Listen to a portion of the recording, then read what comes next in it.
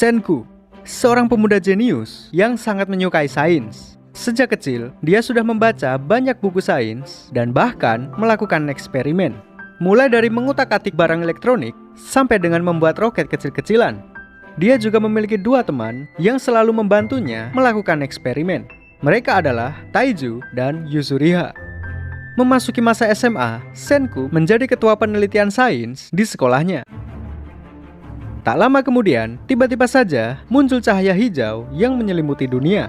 Cahaya tersebut membuat semua orang menjadi batu. Namun, cahaya itu hanya berpengaruh terhadap manusia dan burung walet saja, sedangkan hewan lainnya tidak terpengaruh. Selain itu, meskipun sudah menjadi batu, namun manusia masih belum mati.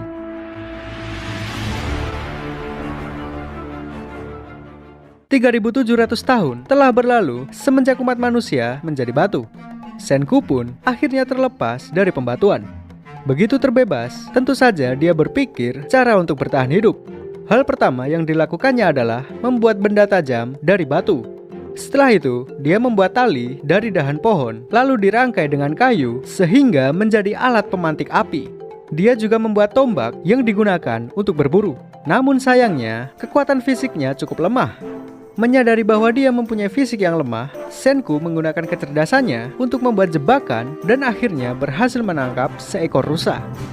Peralatan dari batu, api, dan juga makanan berhasil didapatkan. Tahap selanjutnya adalah membuat tempat tinggal dan pakaian. Dalam beberapa bulan, Senku akhirnya berhasil memenuhi kebutuhan dasar manusia. Setelah itu dia berpikir untuk mencari bantuan dari orang lain, karena bertahan hidup sendirian adalah sesuatu yang sangat melelahkan. Selain melelahkan, pada dasarnya manusia adalah makhluk sosial.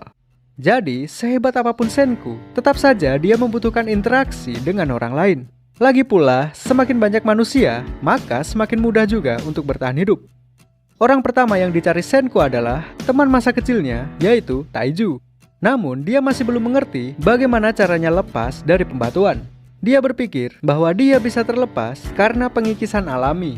Lalu kenapa hanya dia saja yang terbebas, sedangkan orang lain tidak? Dia pun menyimpulkan bahwa ada faktor eksternal. Kemudian, dia pun menyadari bahwa saat menjadi batu, tubuhnya berada di dekat gua.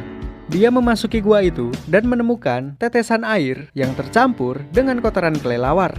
Kotoran kelelawar tersebut membentuk senyawa kimia yang disebut dengan asam nitrat. Kemudian, dia mencoba meneteskan asam nitrat pada sedikit rambutnya yang masih membatu. Ternyata, dugaannya benar. Asam nitrat berhasil mengkorosi batu pada rambutnya. Setelah itu, dia langsung mengumpulkan cairan itu, lalu menyiramkannya kepada Taiju. Namun, di luar dugaan, cairan itu tidak bisa memecah batu pada Taiju ataupun orang lain. Lalu kenapa asam nitrat bisa membebaskan Senku, akan tetapi tidak dengan orang lain? Karena pada saat menjadi batu, Senku tidak berhenti berpikir. Selama ini, dia selalu menghitung detik per detik sehingga dia bisa mengetahui sudah berapa lama dia menjadi batu. Tetesan asam nitrat ditambah dengan energi otaknya yang selalu berpikir menyebabkan pengikisan pada batu. Hal inilah yang juga menjelaskan kenapa pengikisan batu dimulai dari kepala. Senku tidak punya pilihan lain. Dia membawa Taiju ke dalam gua dan meletakkan tubuhnya di bawah tetesan asam nitrat. Dia hanya bisa berharap bahwa Taiju akan bangkit dengan tekadnya. Taiju mungkin seseorang yang cukup tolol, namun dia memiliki semangat yang kuat untuk bertahan hidup. Selama dia menjadi batu, kesadarannya tetap terjaga sehingga asam nitrat berhasil membebaskannya dari pembatuan. Setelah terbebas, dia menemukan pesan dari Senku yang tertulis di pohon. Dia mengikuti petunjuk itu dan akhirnya dia bertemu dengan Senku. Semenjak Taiju terbebas, beban Senku menjadi semakin ringan. Segala pekerjaan yang membutuhkan otak akan ditanggung oleh Senku, sedangkan pekerjaan yang membutuhkan otot akan ditanggung oleh Taiju. Kemudian, rencana Senku yang selanjutnya adalah mencari tahu bagaimana caranya untuk membebaskan orang lain dari pembatuan. Kunci utamanya adalah asam nitrat. Dia masih harus mencari cara supaya asam nitrat bisa digunakan untuk semua orang. Karena tidak semua orang memiliki energi otak seperti Senku ataupun semangat juang yang tinggi seperti Taiju. Kemudian Senku berpikir untuk membuat zat kimia yang disebut dengan nital. Nital bisa didapatkan dengan mencampur asam nitrat dengan etanol. Etanol sendiri bisa diekstrak dari alkohol. Lalu tiba-tiba saja Taiju mempunyai ide untuk membuat alkohol dari fermentasi anggur. Kebetulan pada saat dia mencari makanan, dia menemukan banyak sekali anggur liar.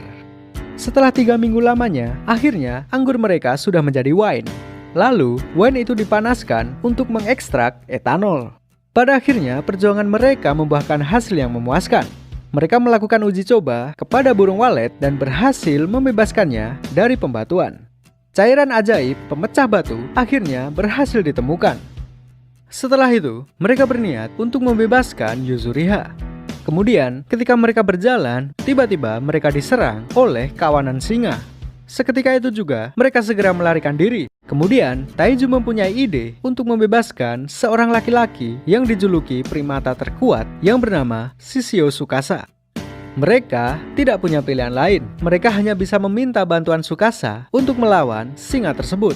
Setelah berhasil terbebas, Tsukasa dengan mudahnya membunuh singa tersebut dengan tangan kosong. Senku dan Taiju kini mendapatkan satu bantuan lagi. Untuk membalas budi, Tsukasa akan membantu mereka berburu hewan untuk dimakan.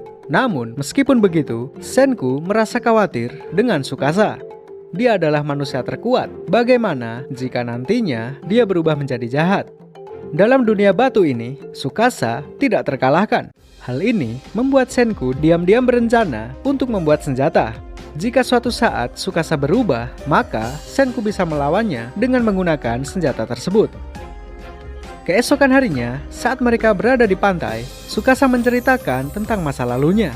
Waktu itu, dia sedang mencari kerang untuk adiknya. Lalu, tiba-tiba saja, seorang pria menghajarnya dengan alasan bahwa Tsukasa telah mencuri kerang-kerang tersebut. Kejadian inilah yang membentuk karakter Tsukasa sampai sekarang. Dia menganggap bahwa semua orang tua sangat serakah dan tidak layak untuk dibebaskan dari pembatuan. Dia takut jika nanti peradaban kembali normal, para penguasa dan orang-orang kaya akan menindas orang-orang yang lemah. Dia tidak mau jika dunia batu yang sekarang ini dikotori oleh orang-orang yang menurutnya busuk. Dia menganggap bahwa dunia batu ini adalah kesempatan untuk memperbaiki dunia. Bahkan, dia juga tidak mau jika dunia ini kembali modern seperti sebelumnya.